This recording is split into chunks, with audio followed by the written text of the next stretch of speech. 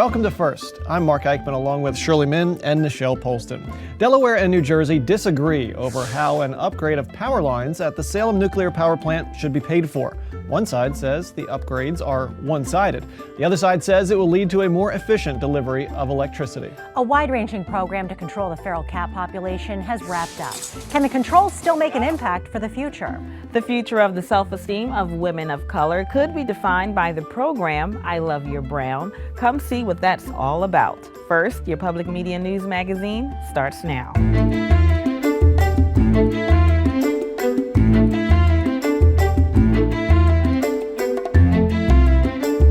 We hear a lot about infrastructure upgrades and the fight over how to pay for those improvements. Those arguments typically are focused on highways and bridges. But a multi-state argument over who should pay for power line upgrades has been brewing for years. This week's First Look focuses on a proposed underwater power line from New Jersey to Delaware.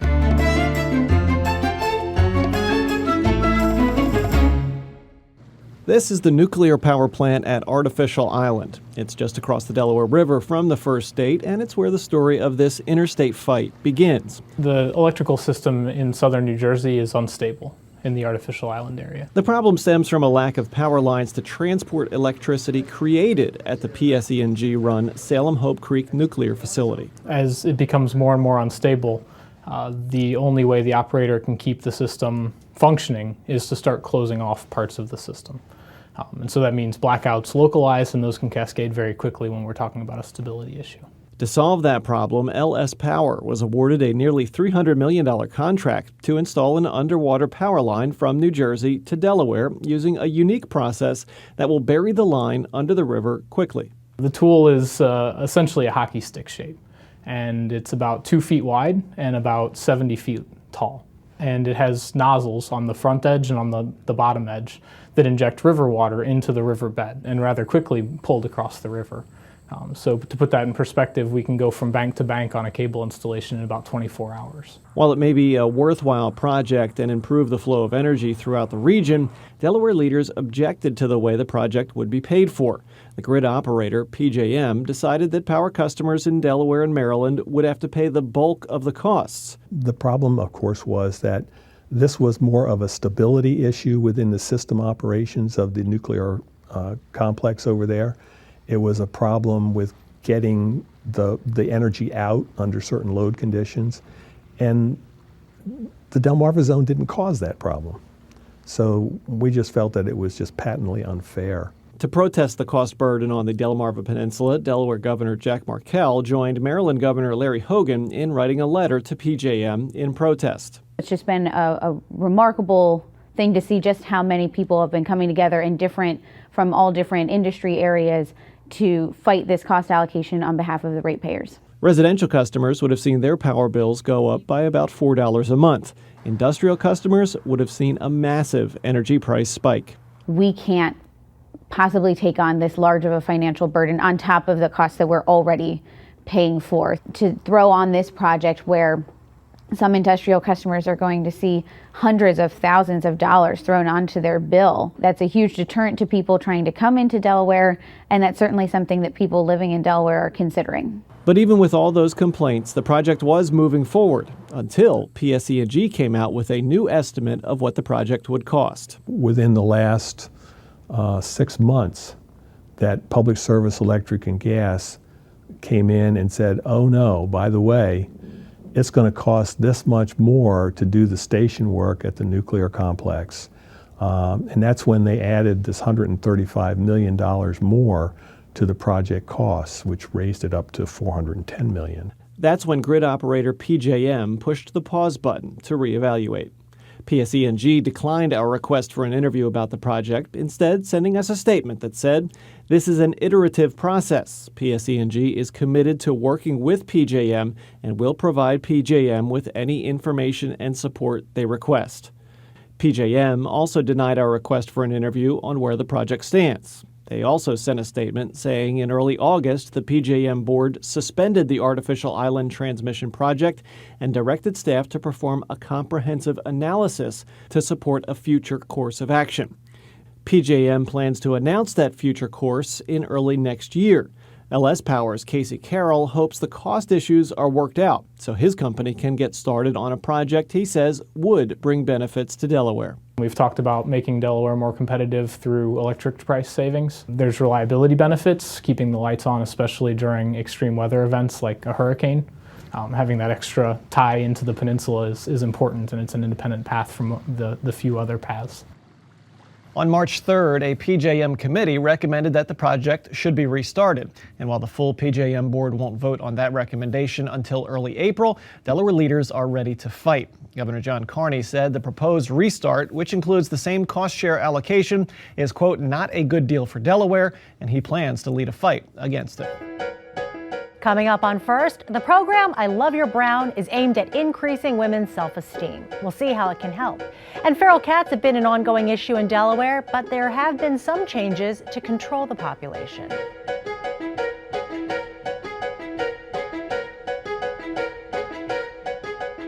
In September of last year, tragedy struck the Wilmington Fire Department. A Canby Park row home fire claimed the lives of 3 veteran firefighters.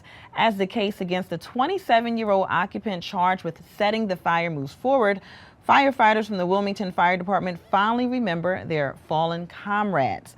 Roger Morris of Delaware Today magazine joins us now to tell us more about who Lieutenant Christopher Leach, Senior Firefighter Jerry Fix, and Senior Firefighter Artie Hope were. He wrote about them in their final hours leading up to that fateful night in March, the March Delaware Today magazine. So I understand as reporters we have to cover the tough stories sometimes. And in covering those tough stories, we have to ask some very personal questions. Tell us, how did you get the people, the relatives of these firefighters to truly open up to you? Well, I talked to the captains of the fire units and the lieutenants of the fire units, and they were the ones who made the introduction.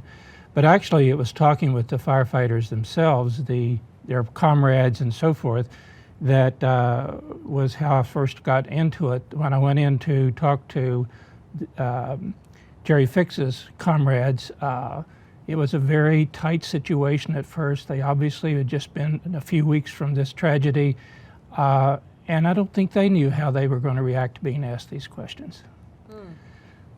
Why was it important for you to give the readers this up-close and personal view of their lives? I felt that probably the best way to show who they were, what they did, and the kind of people they were, who were always giving, because it's sort of a thankless task in many ways, was to tell the last day of their lives. With the firefighters in Wilmington, they worked 24 hours, a full shift, from 7 a.m. in the morning till 7 a.m. the next morning, and then they have 3 days off. So I thought if I could tell the story of this last shift and tell what they might have been thinking, what happened before they went to the firehouses and all this, and then go through the routine of their day and the day that firefighters go through, it would be the best way to honor them is to show the kind of people they were. Yes. What makes firefighters so fearless, not knowing what they may encounter? Because many of us, we know that they go in and fight fires, but we don't understand truly what that means. I don't know. I don't think there is any one profile. For example, Chris Leach wanted to be a firefighter all of his life. Others came to it later in life. Artie Hope wanted to become a nurse. She, in fact, was going to, she had taken her nursing exams and had gone through all the school. She had worked for 23 years for the fire department, and she liked her job, but she liked working with people, and so she wanted to be a nurse, and she was going to finish her job at the end of the year. Very, very sad. What takeaways did you walk away personally after doing this story? I think that basically it's showing how many people really do give of their time beyond just getting a paycheck. I think it's true with people in all sorts of walks of life, but firefighters don't get much attention. They, put their lives on the line, maybe not daily, but almost daily. And I think that to answer your other question, I think that they basically go into a fire sort of saying, we don't know what's going to happen, but we can't worry about it. And some of them are just absolutely fearless. What would you like readers to take away? I think basically to understand how that these people work, what they have to go through, that working, if they read the article and work a day with these people who died, then I think that they'll understand more about what the firefighters and the community give to the community. Well, thank you so much for taking us into that last shift of the firefighters. Roger Morris wrote the story for Delaware Today magazine. Thank you again for your time. And you can also read the story at DelawareToday.com. In the August Glamour magazine, former President Barack Obama wrote about the unfair realities of being female, especially for women of color. Two Dover mothers also tackle that sensitive issue, which can undermine girls' confidence, in their new children's book.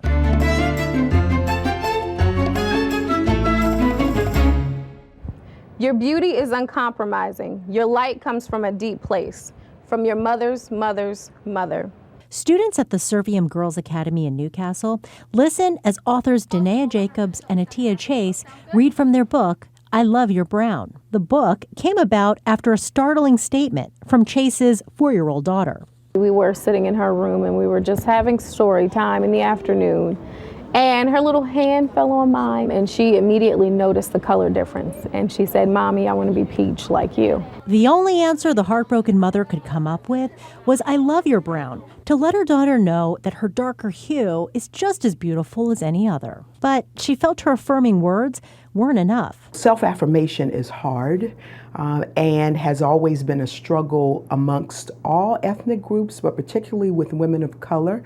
That has been a historic trend. Dr. Carol Henderson of the University of Delaware has studied print and visual images of Black women and says the media perpetuates the problem. If you think of how African American women and women of African ancestry, also women of color, have been portrayed in the media, it's always been in some fashion that we have a deficit, either in our melanin, or our intellect, or our body image. The media's influence is evident when the girls were asked to choose images they thought were beautiful as an exercise. Noticeably absent, women of darker hues. You're aware that the media is trying to make you not be your sister's keeper. You're aware that the media wants you to question what beauty is and how great you are.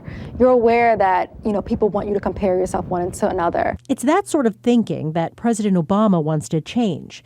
We need to keep changing a culture that shines a particularly unforgiving light on women and girls of color. Michelle has often spoken about this.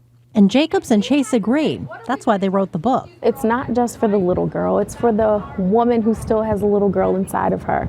It's for brown people. It's for people that are white. It's for everybody, because it talks about diversity. It empowers girls of all colors to be their sister's keeper. Peggy Provoznik-Hines, president of Servium Girls Academy, finds their message befitting for her student body, which comes from low-income homes in the greater Wilmington area. Having guests come in like our authors who share that message over and over again, and we hear it whether it's on the gym floor or in a health class or in science where we have scientists coming in and sharing their story, or cooks. We have guest speakers coming in all the time of every walk of life, and especially when they see women who look like them and start to realize, I could be that. One other item of note, the authors strategically used photos of real girls in their book so their readers could relate to them. For over 20 years, Anna Biggs has managed to fuse her love of painting, sculpting, and nature into beautiful jewelry. Anna began as a painter, but it was a challenge from a friend that started her on the path to making jewelry. This week's First Experience takes us to Anna's Wilmington studio.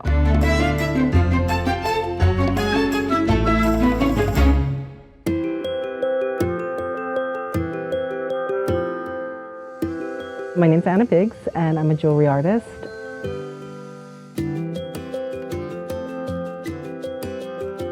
I'm a jeweler, but truthfully, I carve all of the elements in my jewelry, whether it's a charm in a necklace or part of a pendant. They're my sculptures. It's basically sculpture to wear. I consider myself a sculptor. A friend of mine, she said, hey, Max and I are getting married. We want you to do Our wedding bands, I said, I don't know the first thing. She's like, well, you're a smart lady, you have 6 months, figure it out. So I started carving, and I went back and got a second degree at the Fashion Institute of Technology in New York for the mechanics of jewelry.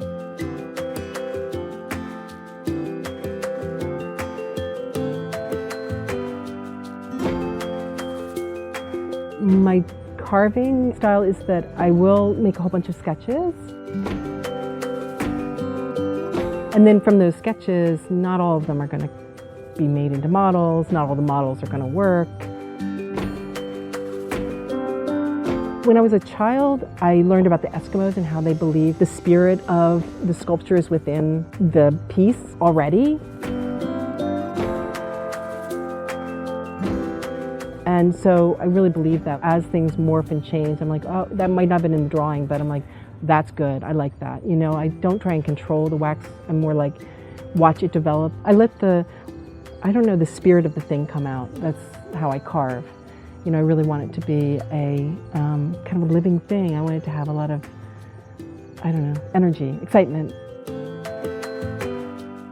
My style has moved forward and evolved in the sense of trying to make something that's classic with a twist.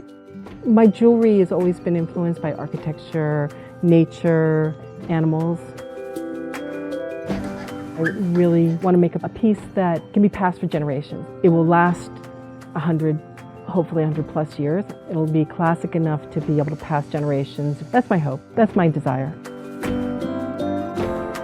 I get people come back all the time and they're like, oh, I wear your earrings all the time. I love hearing from them. I love interacting with them.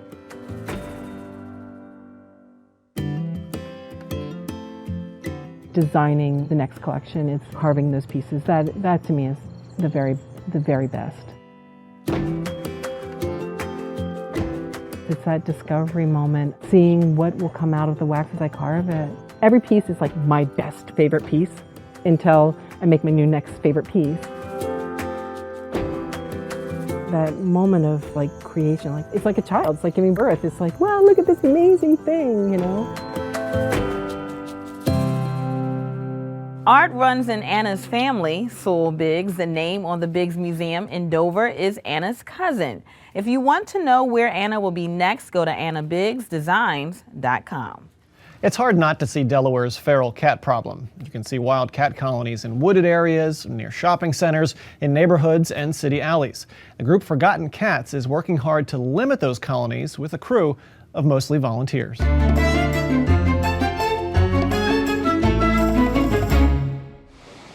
More than 10,000 free-roaming cats like this one are believed to live just in the northern Delaware communities of Newcastle, Newark, and Bear. Felicia Cross, founder of Forgotten Cats, is working to control those numbers. So what we're going to do is we're just going to bait a couple of these and take them around. And you want to be very quiet and walk them in, place them, and leave. When called by residents, volunteers with Forgotten Cats will place traps where a feral cat colony lives. Got 'em. The goal is to interrupt the reproductive process and reduce the colony population. Most caretakers that are feeding them, they don't intend to have a colony. They find 1 or 2 cats and they start feeding them, and the next thing you know, there's a litter. And then the litter has a litter, and before you know it, it goes out of control very quickly, and they feel totally overwhelmed. Trapping and collecting an entire colony, as the Forgotten Cats team does, can make a quick impact on that colony growth. It's very easy. Within a week, a colony of 2 or 52 can be sterilized and under control. Here's how it works. Once caught, the captured kitties are taken to one of Forgotten Cats' clinics. This one just north of the Delaware border in Trainer, Pennsylvania. What you're looking at here is our trap room. This is where most of the cats come after they're trapped. The cats are sterilized, spayed and neutered, vaccinated. After years of sterilizing up to 100 cats a day, the clinic runs like a well-oiled machine. From sedating the cats in their cage to shaving them in preparation for surgery, then it's into the operating room. This is a female cat that we're about to spay, so she's tied down to the spay board just to make sure that she's positioned correctly for the surgery. Dr. Jackie Martin has single-handedly sterilized roughly 50,000 over the past 10 years at Forgotten Cats. I usually average between 60 and like 85 a day, and on really busy summer days I've done over 110. So that's about the record. This one is like a limp rag. After surgery, it's out to the recovery Not room. waking up yet. In 2015, Forgotten Cats was awarded a $200,000 grant to target cat populations in Bear, Newark, and Newcastle. That work appears to be paying off. The grant was to fund 4,000 sterilizations from those communities. So far, about 3,000 cats have been sterilized. The calls from the grant areas have slowed down considerably. So I'm not sure if that's because kitten season's over and it's not an urgency anymore, or it's because there aren't that many unsterilized colonies anymore. So I'm hoping that's the case. Forgotten Cats expects to sterilize its 100,000th cat since it started more than 10 years ago.